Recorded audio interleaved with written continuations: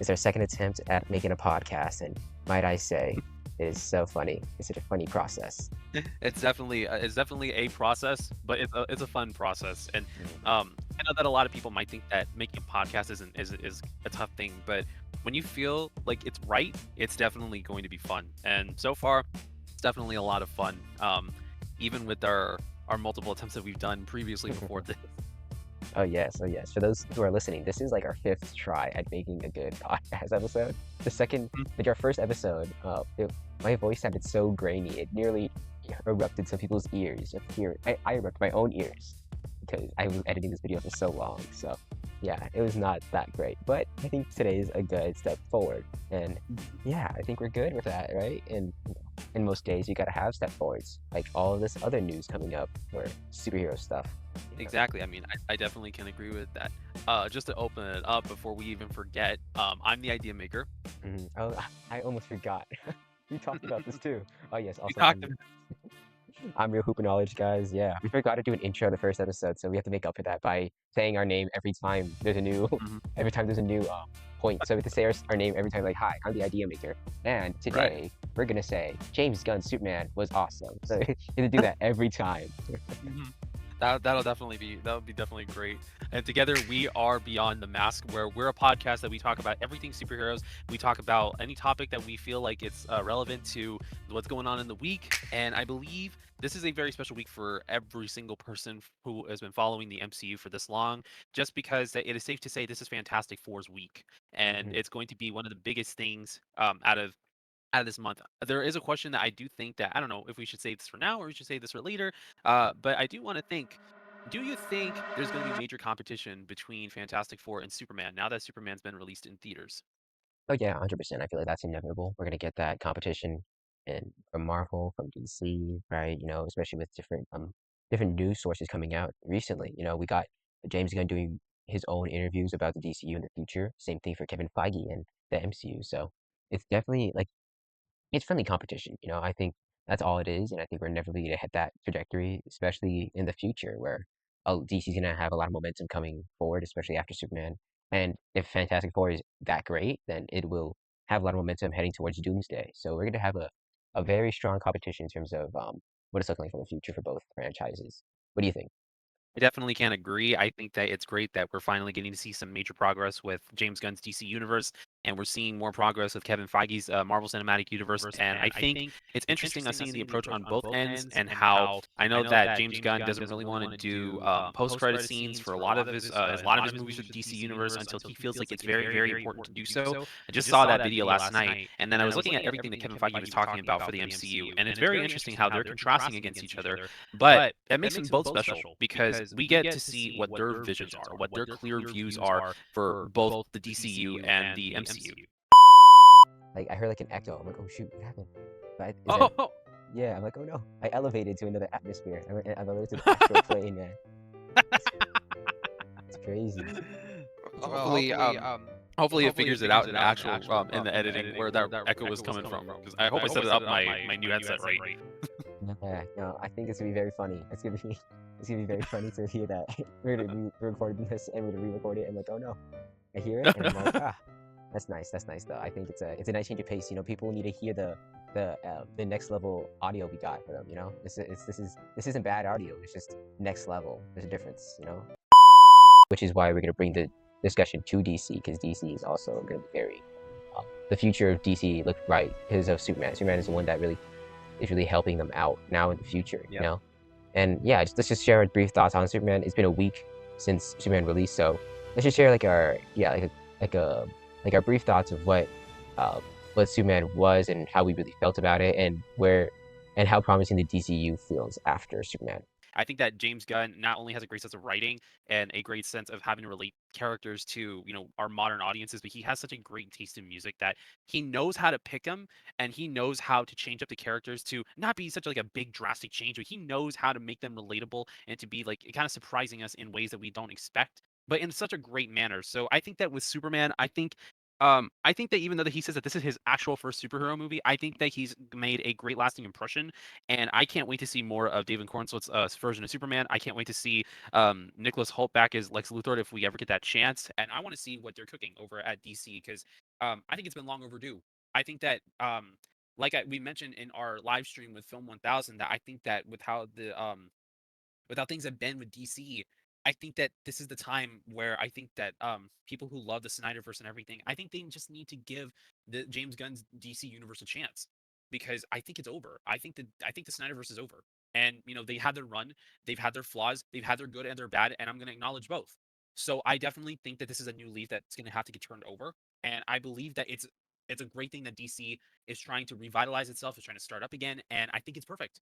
I can't wait to see how Peacemaker 2 is going to set up the main goal for Chapter 1 of the DC Universe. I can't wait to see what they're going to do with Supergirl. I think that it's such a great way to set up the next one. I think having to see these other movies like Clayface, The Authority, The Brave and the Bold, The Dynamic Duo, and then these other shows that we're going to have, like Lanterns, super excited for that one, especially since we haven't really had a Green Lanterns project in so long since Ryan Reynolds' version of Green Lantern back in 2011. And honestly, I haven't seen it, so I have no idea how that turned out. But I am excited for the DC universe, and I just can't wait to see what they're going to have in store and what kind of fans we're going to get and what kind of new fans we're going to get. Like myself, like personally, I wasn't a DC fan, but James Gunn entering the DC universe made me more of a fan of the DC universe and just wanting to see this change. So, a Marvel fan and a DC fan in one. So I'm definitely excited, and I just can't wait to see how this is going to go further. So yeah, Superman definitely brought success, and it's going to bring a lot more success. And I wish them the best, and I wish them good luck on their journey, and that they can make a big impact as much as the MCU has. For me, I think I was gonna say Fantastic Four. I haven't watched it yet, but Superman looks, and it was like a great launching point for the DC universe. It kind of was. I feel like when you look at Superman as more of a entry level point to this new DC universe, then it works a lot more than doing it as a normal Superman movie, and I think that's great. I think it's kind of it's kind of the ultimate uh, version of what a comic book movie is. It has jam-packed of characters, and it has so much action and so much heart and so much comedy. It's just everything in it's everything in one thing, and I think that's what works with this film. It's something that instills so much hope, yet it shows us why there's so much terror in the world, and I think that's what's so beautiful and so beautifully well done, right? No, I don't think the film's perfect at all, but I do think it's a step in the right direction for the DC universe, and it's a step in the right direction for DC fans, and it's just it's a good momentum shifter for the next for this new DC universe, right?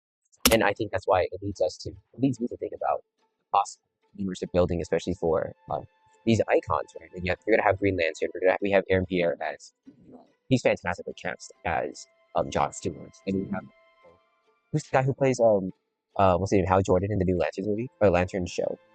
Kyle Chandler. Child Chandler, yeah, Child Chandler, and he looks like a pretty cool version of an older Hal Jordan, which is Hmm. interesting. And yeah, it really does pose the question of whether or not of who we're gonna get cast for the next icons for this trio, the Trinity of the DC universe, which is Wonder Woman and Batman. And recently I've been scrolling through a lot of different stuff, and it's been showing different type of fan casts that it's been really interesting to discuss about and whether or not they actually fit for the role and whether or not they'd actually do the role. And I think this is where all the fun of it comes from. It comes from the speculation of it all. And yeah, Yeah. for me, I mean, actually, honestly, I want to hear your thoughts on like who'd you fan cast for the next Trinity? Because we already have Cornswell as I was gonna say Batman. I'm like, oh no, but as Superman, who would you cast as Batman and who would you cast as Wonder Woman for this new DC universe? Boss Michael asked me this yesterday too, and I couldn't really give an answer because I never really thought about like who was going to be the next hero, like because I feel like Batman is super iconic to the point like you can't get him wrong. I feel like because I've seen people say Alan Richardson should be Batman, and as much as I would like for him to, I feel like he's just too big for the role. If anything, because he's played Aquaman before, they should have Hmm, him play Aquaman. I think I'd that root for he'd be that. great. Yeah, because I Yeah, think he was Aquaman in. I believe they said he was Aquaman in Smallville.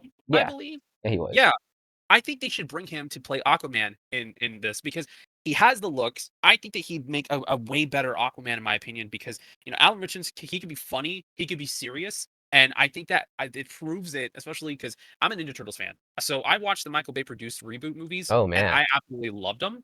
In my opinion, I loved them. I grew up watching those ones, and I think he was a great Raphael. And I think he brought in the amount of energy that was needed to play Raphael, and I think that he could bring that same energy to play Aquaman. And I think if they wanted to go very, very comic accurate, I say get him. Um, Mm, for Batman, it's tougher for me because there's so many iterations of Batman that you want to go by and you want to have as reference. So having to be able to choose one out of nowhere is just so difficult because there's so many people that you could choose from. There's so many comics that you could choose from for inspiration, but it's more of the director and the writer's choice of who they want Batman to be. And that's when I can see them saying, let's go for that person, let's go for that person. yeah, And that's when I can see it falling into place. Same thing with Wonder Woman. I think that Wonder Woman's a little bit easier because in live action, the only two actresses who've played Wonder Woman was Linda Carter in the 70s series, in the 80s series, and Gal Gadot in Wonder Woman and in the DCEU. And I think it's tough to figure this one out because I've seen so many people where they're like, okay, let's go for her, let's go for her. I know that I've seen somewhere someone wanted Ana de Armas to play Wonder Woman, and honestly, I mean, she could do great, and I could go for her because I saw her in Ballerina, and I thought she was incredible. mm, I think she could be a great Wonder Woman in my opinion, but like I said, that's another thing where I could be like, you know what, this is for whoever the writer is, which I just found out. They actually have tapped in a writer for the Wonder Woman movie, so they really are trying to fast track their way into trying to get this trio set out. So I believe the writer for Wonder Woman is going to be the same writer for Supergirl and for the Teen Titans movie. So that's it's very interesting. crazy. That's So crazy. They're really committed. that's triple duty right there. I gotta hand it. That's incredible. Like triple duty right off the bat. That's something. Yeah, no, definitely. And I think that shows commitment to what Gunn, if Gunn really likes it and he likes it that much, especially if he's not writing it, right? And I think that's promising, you know.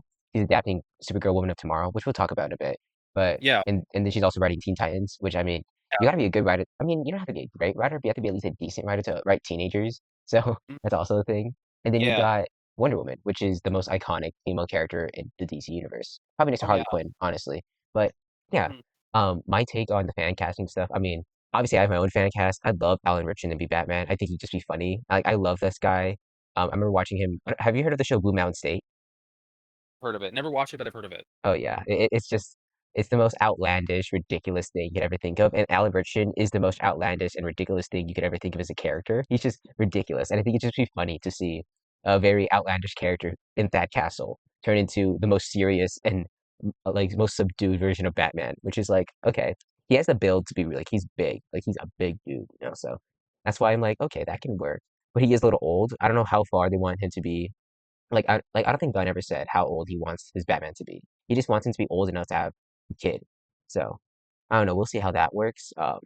But I love an Al Richardson cast. But I'd also heard this guy on like it's been buzzing all over Twitter and TikTok. His name is Nathan Matt. I think that's his name. Okay. I can kinda see that, yeah. I can kinda see that. Yeah, and the dude's like 6'2" or something. So he's huge, but he's also not. He's kind of like skinny, like how Corn Sweat was Yeah. when they first picked him. So obviously they have to Okay. bulk him up, but it's definitely interesting. It's gonna be a very interesting day when they pick Batman because I honestly Mhm. would love Pattinson to be part of this universe, but he's also tied down to the Matt Reeves universe, which is also seems like Matt Reeves does not want to budge. Mhm. And you know, I mean, huge respect to him not wanting to budge because I mean, obviously it's his vision. He doesn't want to compromise his character's vision for the sake of Yeah. a bigger universe. But also, I'm like, it's cool. I mean, it'd be cool to see Corn Sweat and Batman together. You know, Yeah. Corn Sweat and Pattinson together at least. But it's a wait and see thing. But if they don't get Yeah. Pattinson, at least give me um like Nate Mann or what's his name, Alan Richardson. I heard Brendan Skellar. I don't know how to say his name, but he's also a very popular pick. I don't know if I'd be a Okay. fan of him, but we'll see. Let me see. I look like I am too. I'm gonna do the most getaway possible. Just show you a picture of it through my camera. No, you're good. You're totally fine. Yeah, but yeah, I think it's a very interesting time where we're fan casting these characters again. You know, I remember back in the day when they fan casted for the Batman universe because when Affleck called out, right?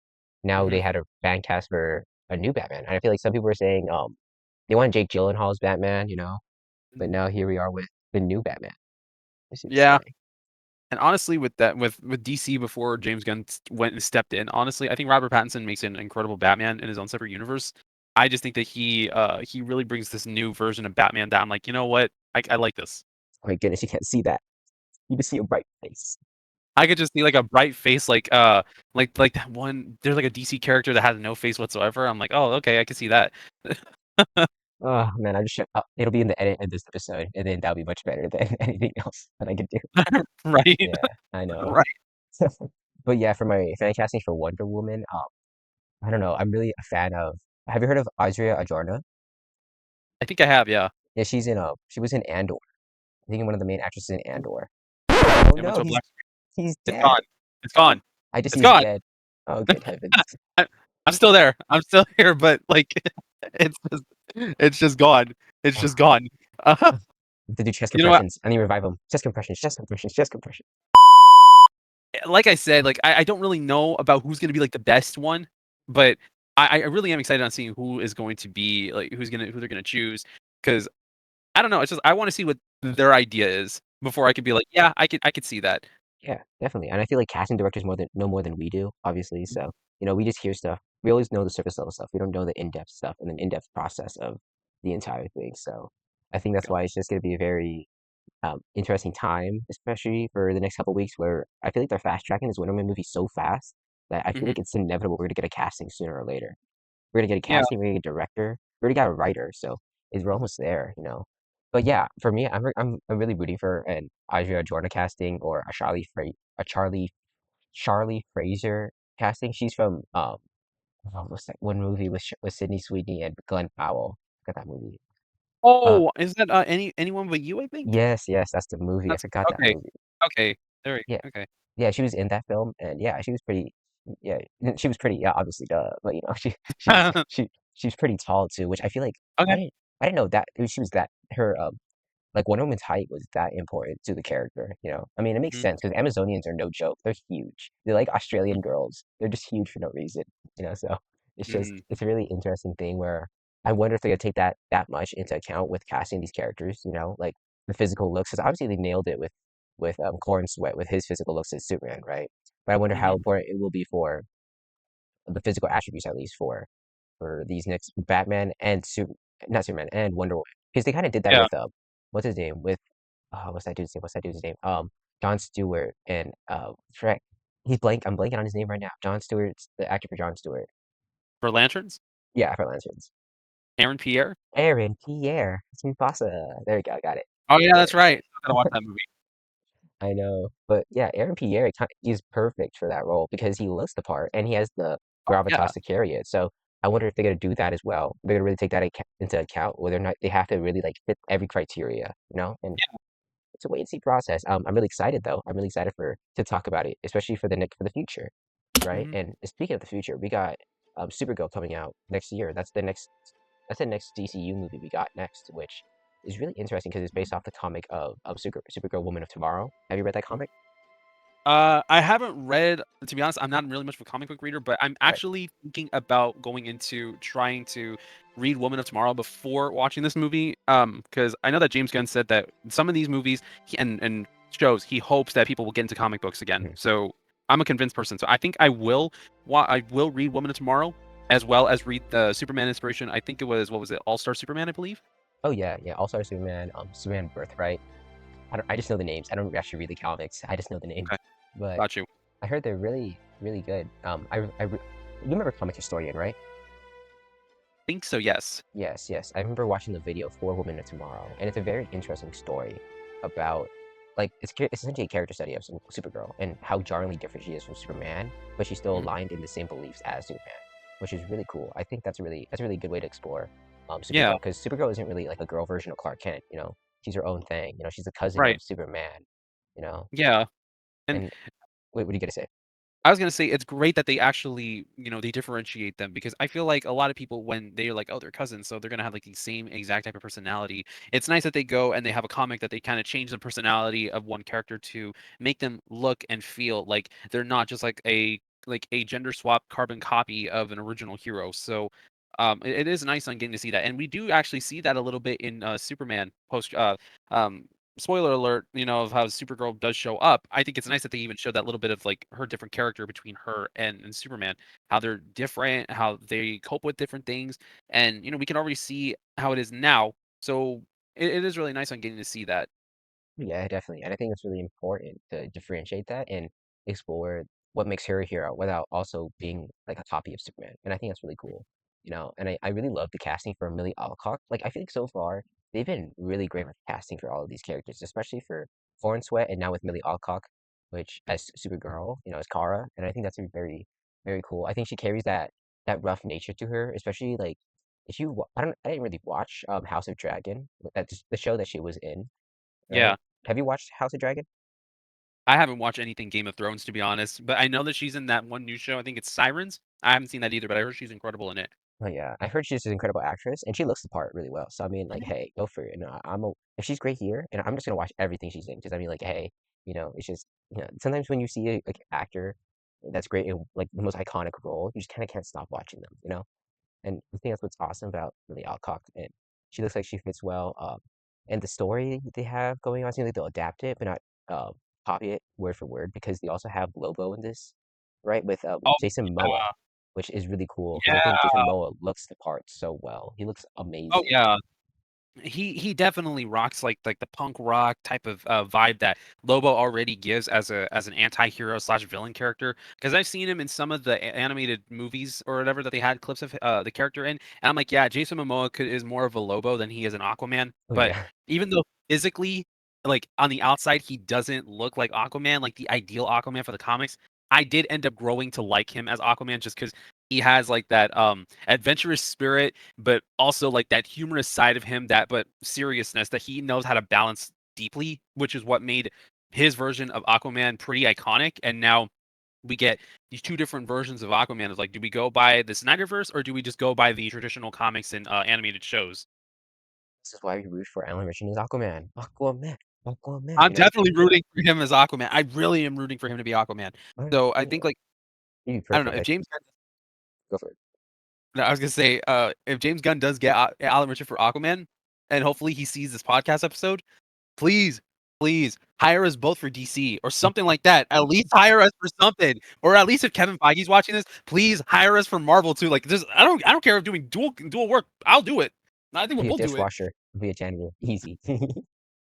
And then we'll just swap shifts for like the different studios. Oh yeah, yeah, yeah. We can always hear the secrets when they're pooping. Like, oh, we're saying this thing? Nice. Wipe, Oh wipe, wipe. no, no. To be a guy as a janitor working at these jobs. Just hilarious, dude. But yeah, Um, I always felt like Lobo, not Lobo. I always felt like Jason Momoa's Aquaman always had those mannerisms of Lobo. Anyways, you know, yeah, and I feel like Lobo is kind of like he's closer to Deadpool, but not like Deadpool because I know Lobo has like an insane healing factor too, and yeah, he's also kind of just crazy. So I'm like, okay, that's kind of amazing. That's amazing, and mhm, he's like one of those bounty hunters as well. So he is essentially like Deadpool, just missing the. He's also very charismatic, so it's just a lot of Deadpoolisms, but not like Deadpool whatsoever. So I feel like it's gonna be yeah. really interesting to explore that, and I'm really hoping.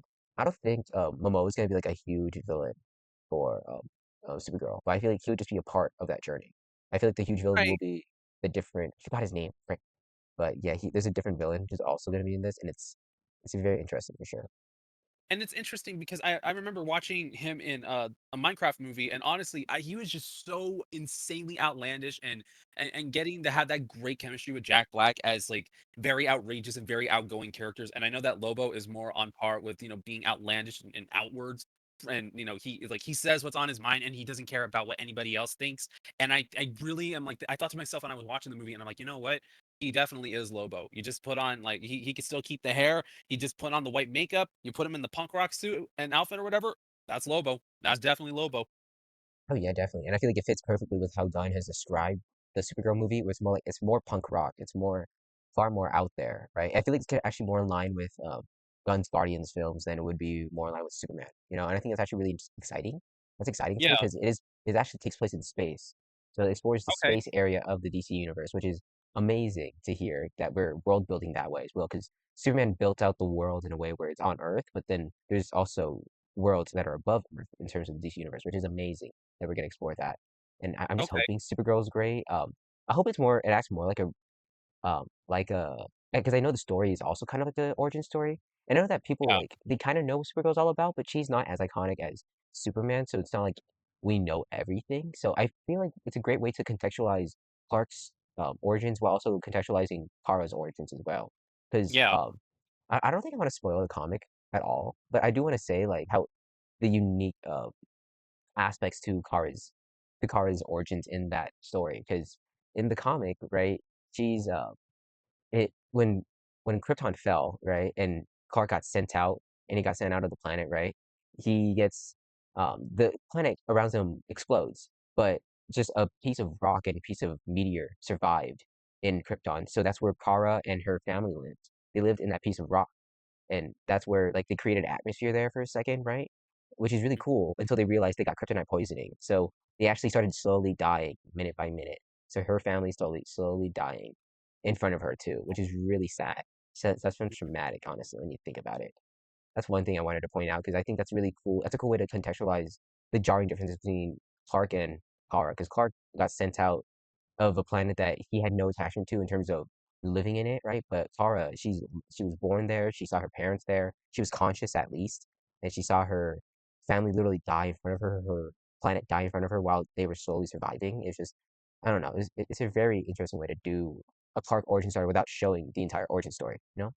Yeah, and I think that it's nice that we're not seeing the actual origin story for Superman again, because we've Mhm. seen this so many times in shows and movies, and I think that it's time for Supergirl to have her origin story, especially because I feel like it's a lot different from the Supergirl movie that we got in the '80s. So I think that she definitely deserves her origin story to be told, at least if not in flashbacks, at least get like an introduction somehow, and making it kind of like an homage to like this version of Superman and then Christopher Reeve's version of Superman with the openings. So I think that it would be nice on getting to see a little bit of a thing beforehand. And we're definitely getting a great director with Craig Gillespie. I think I'm pronouncing his last name right. Like he's doing the Supergirl movie, like he's directing it, and I mean like he did an incredible job with Cruella. And I think that with him taking on a superhero movie like Supergirl, I think that it's definitely going to be a thrilling experience. It's going to feel a lot different, but I think it's going to feel like a great addition to this modern DC universe that it's not going to feel like Marvel, but it's going to actually feel like a comic book brought to life, but just set in a universe that you can be able to explore any character you want. And it's not going to compete with each other, but it's going to complement and play off of each other towards the bigger story. Oh yeah, dude. That's what I'm really hoping for with the Supergirl movie, and I'm really excited for it, especially now knowing the story and after seeing a glimpse of Kara's portrayal of in Superman and seeing that translated into Supergirl. I feel like the Mhm. hype is real, and I feel like it's great to see that for a different. She's not really a pillar of the DC universe, but it seems like she will be a great, big supporting piece in this new universe, which is great because we never got that in the DCEU. It feels like we're building towards something, and we're building the universe one step at a time, even if it feels like we're cramming in a lot at once as well. Yeah. It's a very interesting way they're building it, but it seems like it's working. It's definitely Yeah. working, and I feel like what It else is definitely. working. And what really excites me for the next slate of the DC universe is Lanterns. Lantern looks really cool. Um, Mhm. Aaron Pierre looks fantastic. Um, so does Kyle Rain, not Kyle Rayner, Kyle Chandler. He looks Mhm. great as an older Hal Jordan.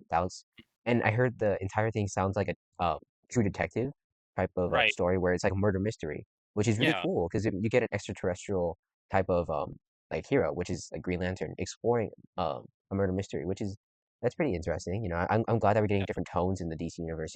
We get a very hopeful Superman movie while a very punk rockish Supergirl movie, and then we got like a investigative True Detective type of story, which is great. How much are you excited for Lanterns so far? I'm excited because this is the first project that we're actually going to see multiple Green Lanterns at the exact same time. We have never gotten this before, and I'm super excited about it because the fact that we're getting Hal Jordan, John Stewart, and Guy Gardner. Oh And yes, yes. the fact that Nathan Fillion's coming back for the Lanterns, I'm super excited about because I loved him in Superman.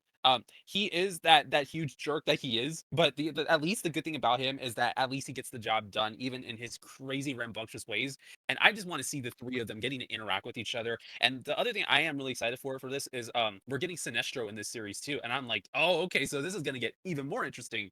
So I don't know if he's gonna be like a major villain or if he's just gonna be like a mentioned character and that he's just going to be like a part of the story that's integral to the bigger DC universe. I have no idea what they're gonna do because I'm not familiar with the Green Lanterns as much as I'm familiar to like Batman, to Superman, to starting to get familiar with more with Wonder Woman, but I want to be able to get to go into Lanterns with a fresh perspective. I don't even want to know about Ryan Reynolds' version of Green Lantern. I just want to go in with a fresh perspective. I think the closest thing I will watch will be Green Lantern, the animated series from like the early 2010s, just to Yeah, get the that's a good feeling one. of like the different characters. I heard that I got recommended that series actually, Mm. and I might do a reaction to it. And I want to try to see if I can have a reaction marathon to it before leaning into Lanterns, just so I can get that perspective on who these characters are. And I think that this is going to be a nice step forward to getting more of a success on Green Lantern because it's been bashed on for too long ever since Ryan Reynolds' version. And I think that this is a great redemption for not just Green Lantern as a character, but then I think that as like for these actors who could be able to portray him in live action to where it's like, oh, I want to be Green Lantern, like I want to be one of those characters, and like they Yeah, have the confidence to step in. yeah, no, definitely. I feel like Green Lantern as a character has felt like so underutilized in Oh the yeah, DC universe, and like we don't get that type of um that type of creativity that you can like get, that type of wonder that you get out of Green Lantern. Because yeah, every the way how Green Lantern is stopped is through the writer's imagination, really. And I feel like, especially now more than ever, we kind of need that. We kind of need a new change of pace, especially in terms of like how these characters conjure up their abilities, how they conjure up their how they use their abilities for the sake of good while also protecting those who are weak, right? It's yeah. also really interesting how they do that with lanterns, which seems like it'll be a lot more of a like an investigative like character study, which is really cool. And it's gonna be really funny to see like Nathan Fillion's Guy Gardner go from a very like funny, goofy, over the top Guy Gardner to a very subdued Guy Gardner in Lanterns. Like you have his bowl cut. Like I can't take it seriously, but it's gonna be so funny Right. just to see that where he's just getting investigated with the stupidest bowl cut ever. Which I mean, I can say I get the stupid bowl cut because I had a bowl cut back in the day. Mm. Huge respect to those who had bowl cuts. Respect to you guys. It took balls, guys. It took balls.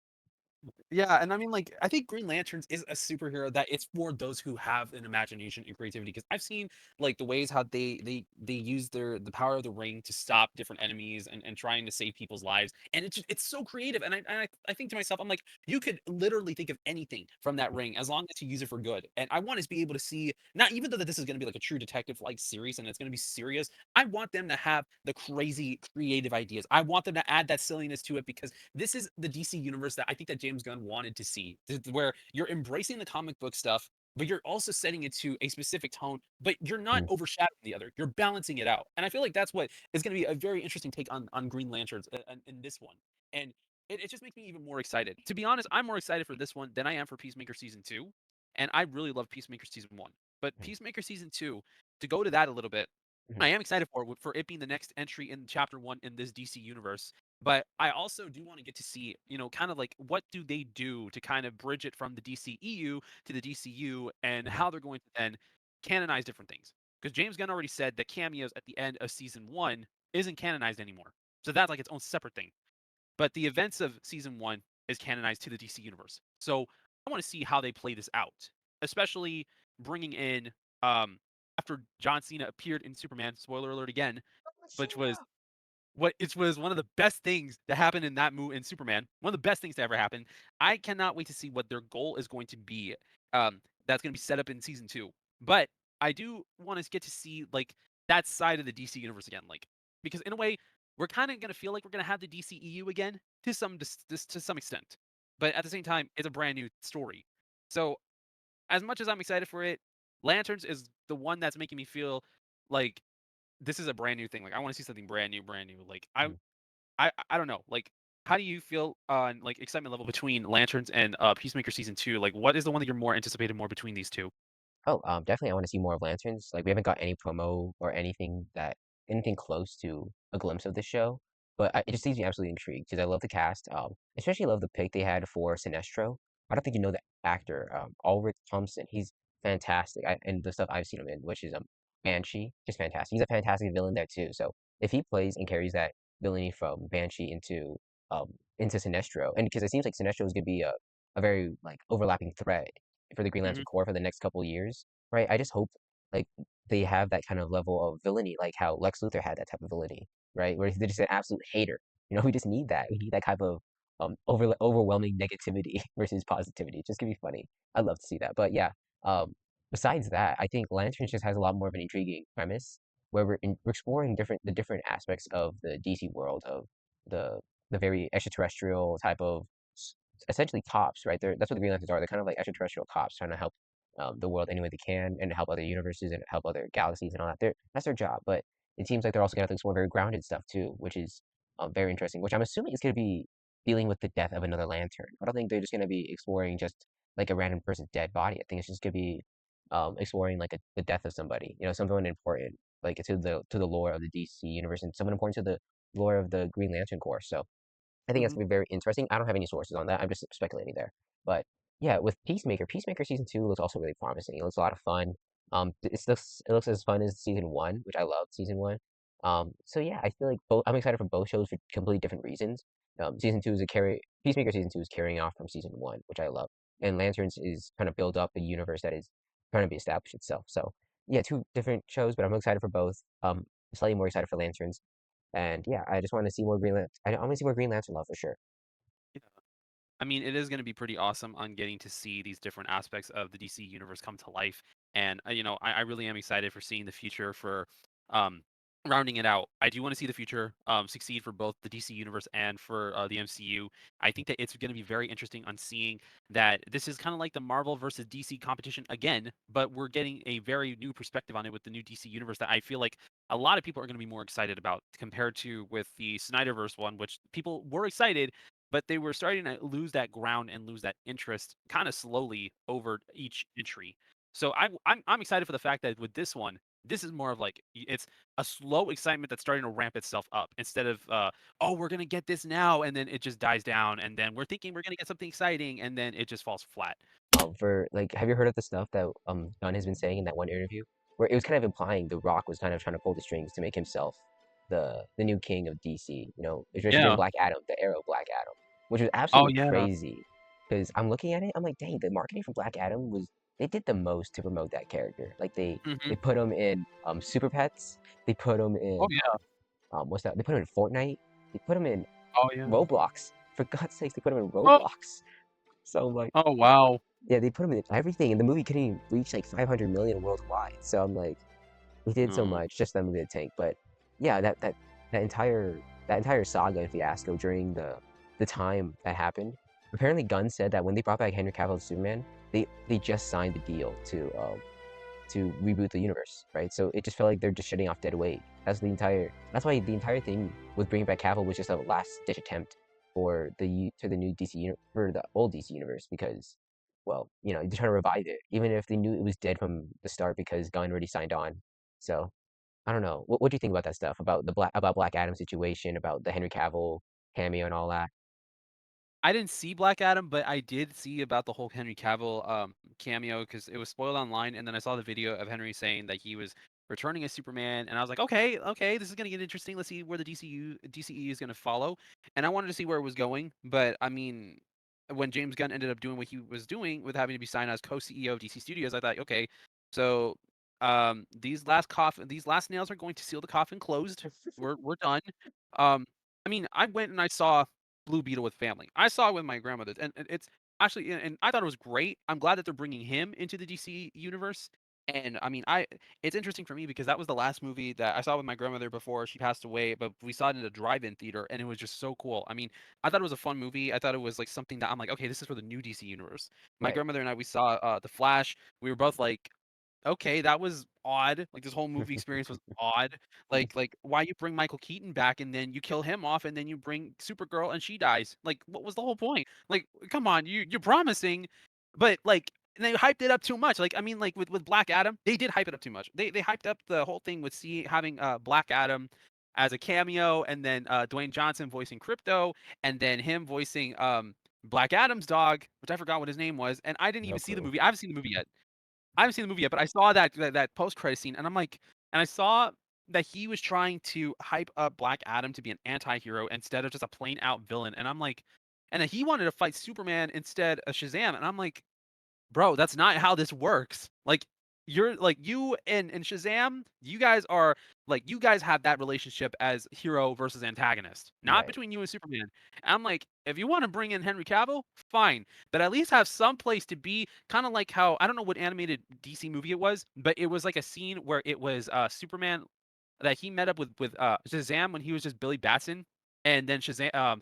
Black Adam just goes in and just tries to like destroy the diner, and then Billy has to turn to Shazam, and then that's when it was Shazam versus like Shazam and Superman versus Black Adam. I'm like, that's what we should have gotten, Hmm. but we didn't get that.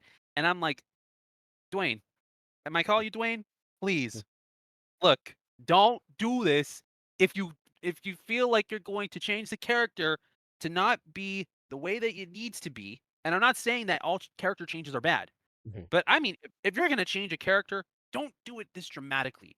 Oh If yeah. you're progressing for them to be a villain, that's something else. But if you're changing them for dramatically, like a dramatic change like this, no, then you're just hyping it up way too much. So for me, when I saw that they were rebooting everything, I'm like, you know what? Good. This whole it started turning into a mess. Go ahead, reboot it all. I want a clean slate. I remember that whole era like it was yesterday. Like I remember The Rock purposely spoiling his own cameo.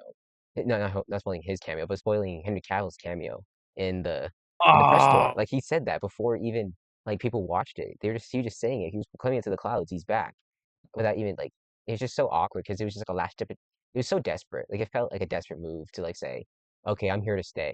Even if he wasn't there to stay. And I'm like, oh, I mean, glad that Gunn, like in retrospect, it's just glad that Gunn came through and actually wanted to do more DC stuff, right? Because he could have just yeah, called it done with Guardians, done with Peacemaker, done with Suicide Squad and all that. superheroes. But yeah, he could be done with all that. But now he's fully committed to a 10-year plan, which is fantastic because we don't want to have another Black Adam situation. We're like, okay, we're gonna have Black Adam versus Superman. That doesn't even sound like an interesting story. Having Black Adam versus Superman, who cares about Black Adam? I don't remember asking that much about Black Adam. I'm like, oh my gosh, Black Adam, Black Adam. I don't care. So I'm like, I'm just Like, glad that it seems like we're actually having a sense of direction with this new DC universe. yeah.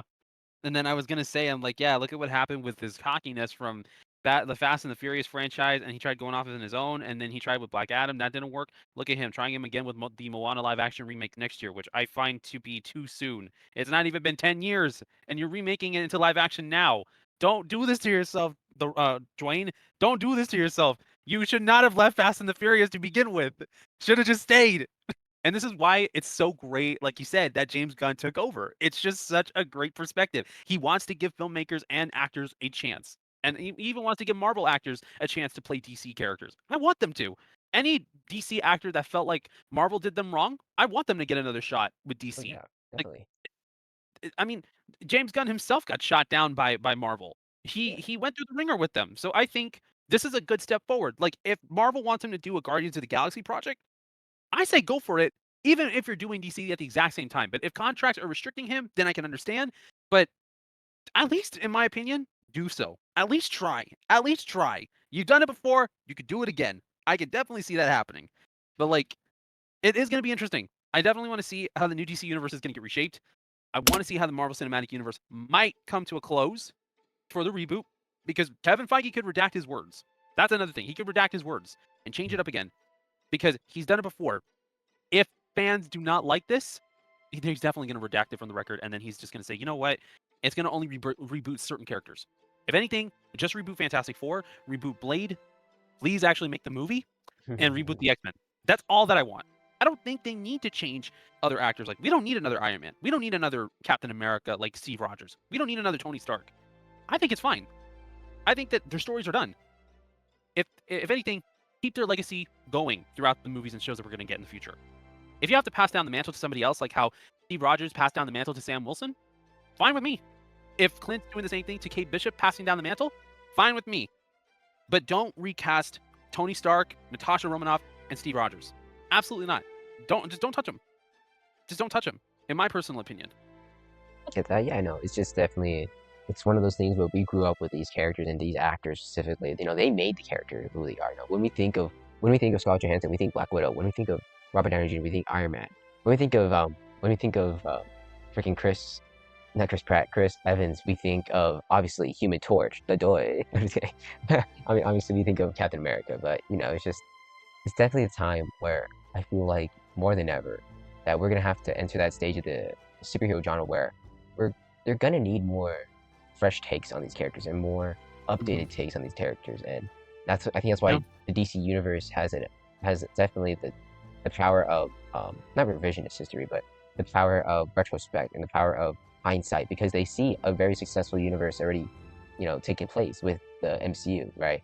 And they can Yeah. do that while also building upon its improvements and building upon it. Like I don't think Superman was a perfect movie, but it was the perfect start for the DC universe and building on to a DC universe like this. So I think that's what's really interesting. And I actually might transition this into the bold takes, but I might say that the DC universe might actually have a stronger, might have a stronger cohesive universe than the Marvel universe. and then the MCU at least, I don't know. Yeah. That might be my bold take for this episode because I don't know. It's just a very interesting thing. I trust Gunn, I trust his vision, and I trust how he wants to build his universe. And I think the way how Gunn has really done that is showcasing off his tone while also allowing other filmmakers to show off their tones as well, which actually build onto the universe, then take it away. It helps make this universe feel more alive, a lot more jarring, even because there's different tones and different worlds that collide, but it's also very satisfying when they do collide because it's crossover. It's crossing over just the tones, the presence, the characters, the personality, and I think that's gonna be very interesting to explore, especially 10 years down the line. We'll see how this take ages. If it ages like wine or ages like milk, because Lord knows it could age terribly. But I Yeah. feel like I might stand on it where DC might have a lot more of a exciting and cohesive universe than the MCU does. What do you think? I think you're right. I think that the DC universe right now, that James Gunn's DC universe, they have a fair shot at making a more cohesive structure and a cohesive universe because James Gunn has had experience in Marvel. He's had experience in making movies for them, and he's seen that even Kevin Feige admitted that Marvel actually then focused on quantity over quality with Bob Chapek, and Bob Iger was trying to double down on it. And I could see that James on his end. What I like about him is that every time that somebody submits a script to him, he wants to make sure that it's good enough to be a story that people are going to love. And I like that he actually looks it over. As a comic book fan, that he is, I think that's brilliant. I think that that really goes to show that they're seeing what, he's seeing what their visions are and how that aligns to his DC universe. And I like that. I like that he's trying to get things to run together cohesively. And he's trying his best to keep things together, but also make them feel like you can watch them separately, even though that they have different references. Like you can watch them on its own, and it feels like an entry that you don't have to really do so much work on. And I like that. I think that the DC universe does have a shot to be stronger than the MCU. I really do. And I'm a fan of I've been a fan of Marvel ever since I was a kid, and I've been watching the MCU ever since I was 12 years old. I'm 25 now, and I've been watching the MCU since the Avengers, the original Avengers from 2012. And for me to say that the DCU has that advantage, it means to me that I think that Disney and Marvel, they do have a really great shot at closing off the multiverse saga and starting off with something new. But I think depending on how successful James Gunn's DC universe is, I think that they should at least help each other out to be two successful universes. So that way that people could be able to like them both equally instead of having some sort of like major unnecessary competition and just have that friendly competition that we've been discussing about. Oh yeah, definitely. And I think that's what's important here. It's definitely gonna be a very long ride to get there, especially with the DC universe. And like right now, Marvel still has the most cohesive cinematic universe we probably have ever seen. It's spread across movies, shows, and it's somehow, we feel the universe still feels very filled out and feels very exciting to see how these different crossovers could happen, right? And I think it's just a lot of things to live up to for the DC universe, and I hope it's done well because I want a great DC universe to that actually rivals Marvel's, that actually says, yeah, Marvel, this is how we did it, and I know that you guys can do it too, and it's possible, right? And it's possible to improve on Yeah. the on this universe they built, and I think that's why, especially with how like fascinating they really created these characters to be too, especially with the DC universe, with the Marvel universe, right? It's just a lot of different things that I'm very excited for. It's very sad, not sad, but it's bittersweet to hear that we're inevitably gonna get to that end of the MCU. I still haven't watched everything in the MCU. It's been a minute since I haven't watched Agatha. I haven't watched I haven't watched Miss Marvel. I still haven't watched many of those stuff, honestly. But I still feel like we're heading to that end for the Marvel universe, but we're not heading to the end of the superhero genre, and it still lives on, and it's gonna live pretty strong through the DC universe, and who knows what happens. And I just pray that it's just good superhero stuff, because if it's good superhero stuff for both universes, that means we're eating, and that means we're eating well, especially now more than ever, where like filmmaking and um, all of this creative type of stuff is entered its like technological peak, right? We're gonna get better and better, and I think that's what's really hopeful.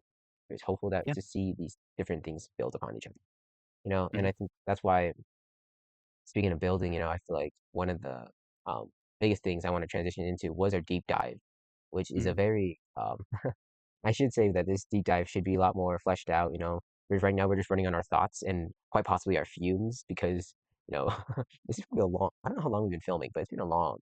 film session, which is great. We have a lot to work with, right? And Yeah.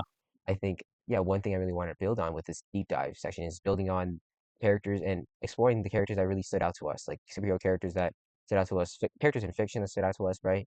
And we wanted to dissect the character and why it really resonated with us.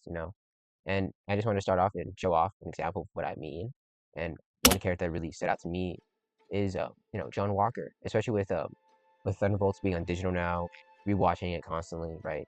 I feel like the character of John Walker is such a delightful, refreshing thing because he is so polarizing. He's such a polarizing character to a point where it's exhausting to talk about a character who's not exhausting, but it's also exciting to talk about a character who has, like, that offers different perspectives, and there's different discussions behind him as well with different perspectives. And yeah, I don't want to get into all of that because we could get in there all day, and frankly, I am tired. So I just want to say, I think the character of John Walker is very interesting because he is an alternate version of Captain America, where he was given expectation of what this man gotta be, without given the grace and humanity that he was supposed to get.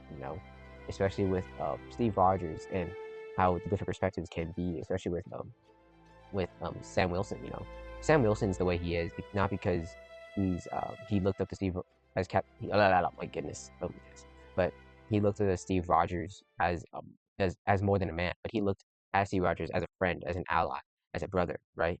He looked at him as a companion. Oh my goodness.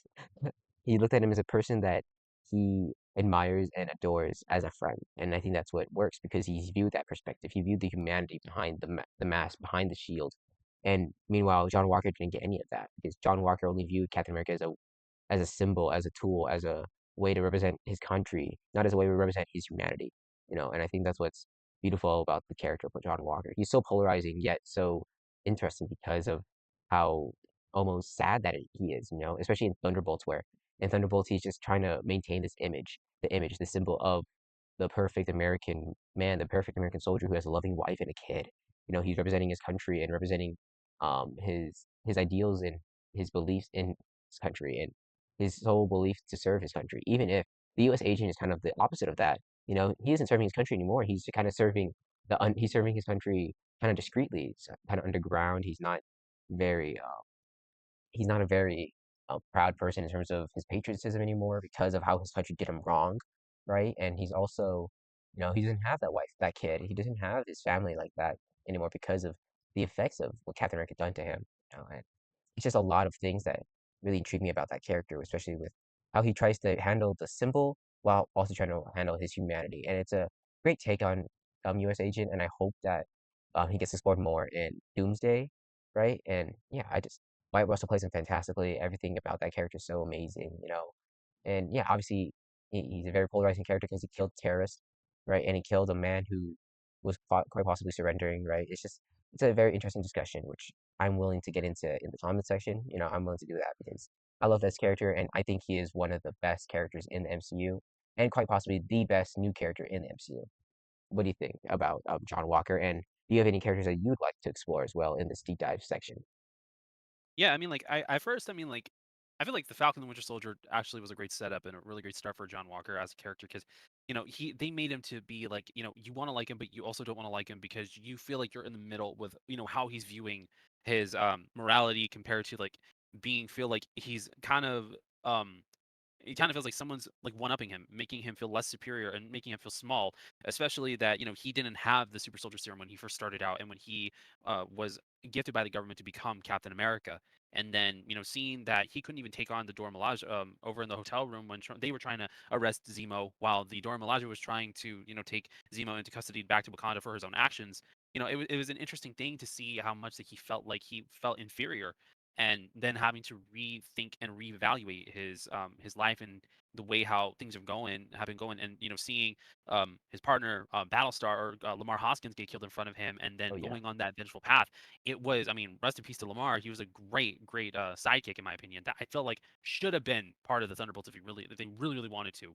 But I feel like the more that I watched him in Thunderbolts, the more I actually liked him, because Mhm. I felt like he kind of played like the way how they kind of made him start out was kind of like a more vulgar version of Gaston from Beauty and the Beast to a to a point. Like he was very, very Hmm. self-conceited. Like he was more focused on himself more than anybody else because of everything that he's gone through. Like he was making himself like, like I'm like another version of him, of Captain America, but I'm better. I'm this, I'm that. But then he started to be more open once he started like gaining the others' trust, like gaining Ava and Yelena's trust, and Red Guardian and Bucky's. Especially, it was tougher with him and with Bucky because of their rough history that they had back in Falcon and Winter Soldier. Which it was nice on getting to see them, getting along for the team that they are. And I think that seeing the character development that he had in Thunderbolts was actually a very great thing to see. And it's such a shame that it didn't make that much money at the box office, and it was such a sleeper hit that it Yes. didn't even spark up anything. I thought that Thunderbolts was one of my favorite. It's honestly one of my favorite MCU movies of all time, and it was easily the best Phase 5 MCU movie, easily my favorite one. And I really wish that people would have went to go see it even more. And with the way how it is, I'm a little nervous about how Fantastic Four is going to do box office wise. But when it comes to characters and like a deep dive to characters that I feel like I resonate with mostly, I definitely resonate mostly with Superman, especially this week. Hmm. Um, I've been listening to Punk Rocker from Teddy Bears and Iggy Pop a lot in the car, and I can understand why Superman feels the way that he does. As someone who I feel like I've known Superman in some way with my grandmother, I'm telling you, when I went to go see the 40X, I went to the theater with my mom, and she was already at her, she was already starting to recover. But when we went, she couldn't go in the 40X chair. So she basically took my grandmother's walker, who had passed away back in August of last year. And Superman was her favorite superhero of all time. And for me getting to be in that theater and getting to see that Superman was a lot like how my grandmother thought, like how she acted, what her emotions were, and that she felt the exact same ways, it just made me feel like I gained a little part of my childhood and my normalcy back again. And my grandmother's walker being there with my mom made me feel like, yeah, it was like going to the movies, like if she was physically there. And just seeing how Superman wants to like show people that he's not there to go and rule over people and start like a brand new Krypton on Earth. He wants for people to get along with each other. He fights for human justice, like. And I like that they changed, the fighting for truth, justice in the American way, and for truth, justice in everyone. Because Hmm. the Superman originally, yes, he was a superhero that was, someone that represented the American way because that's how it started. But Superman is literally a hero for the world. The one that I think that they don't like, people don't deserve, but they need. Like how, and I'm gonna involve my Christian faith into it, like how, like we don't deserve God, we don't deserve Jesus, but he gives us that second chance at redemption, and he gives us that chance on and having a relationship with him.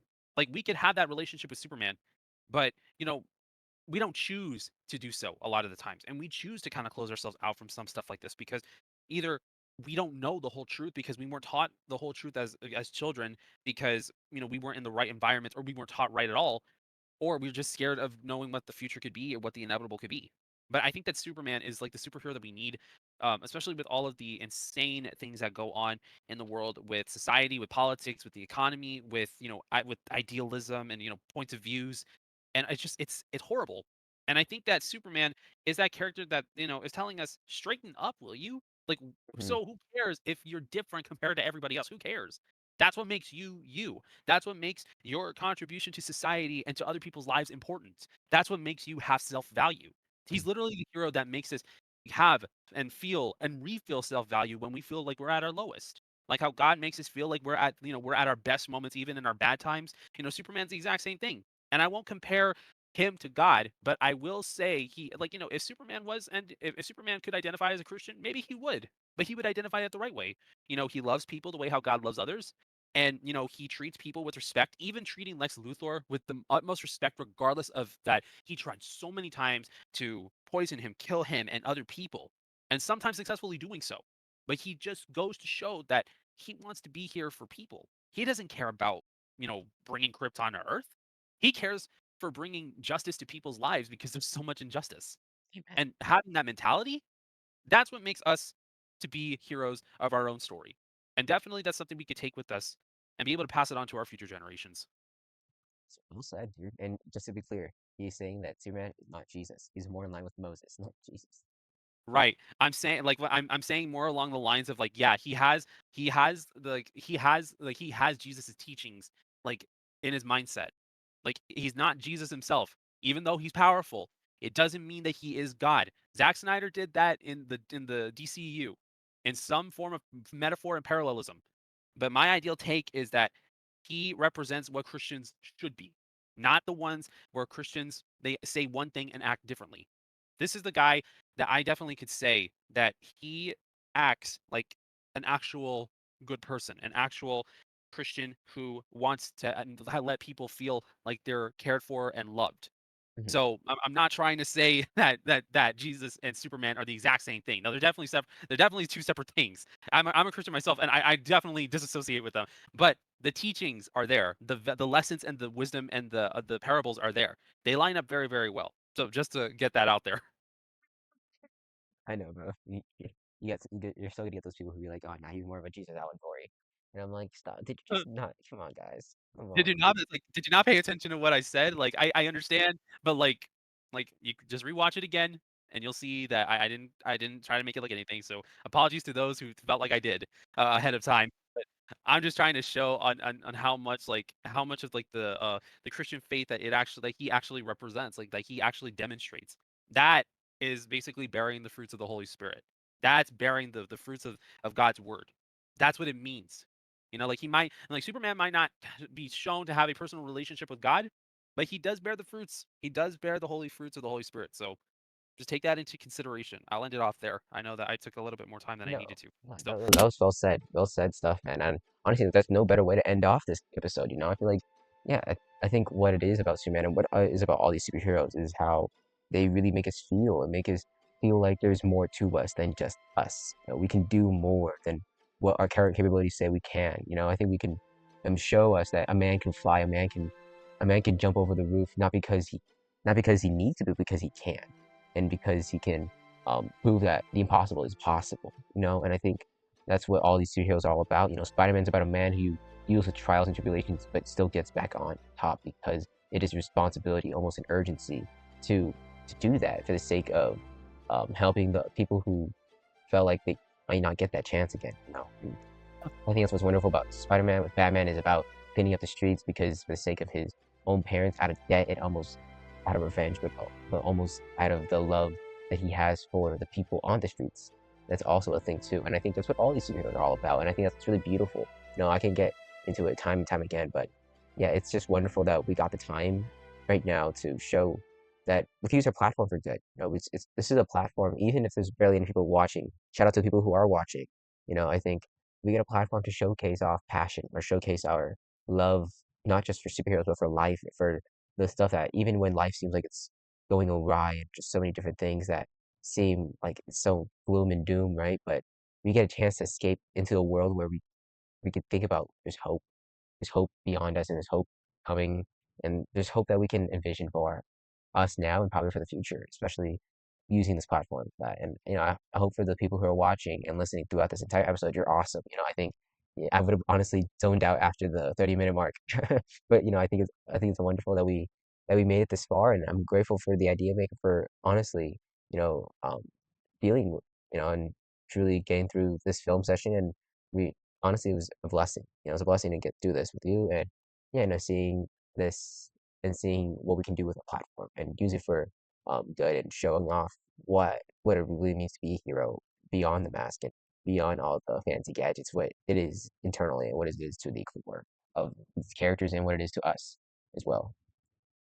absolutely. And I mean, it's been such an honor on getting to do this episode of Beyond the Mask. And I honestly, I know that we went on for probably maybe like, I don't know, probably the major recording is like a little bit over 2 hours or maybe over 2 hours. But honestly, just getting to talk about superheroes in a way that, it's not in a toxic environment. We're able to freely agree or disagree with each other. It's just one of the best things that I think that, people could do. And this is exactly what Superman wants, is that for us to, you know, get to respect each other despite us probably disagreeing with each other. And I think that this is something that it definitely works out for the better for us. And I think that if we're able to show these collaborations that we do with each other, with others, I think that it just goes to show that the world heals little by little. Mhm. And I think that it's such a great platform to be able to use.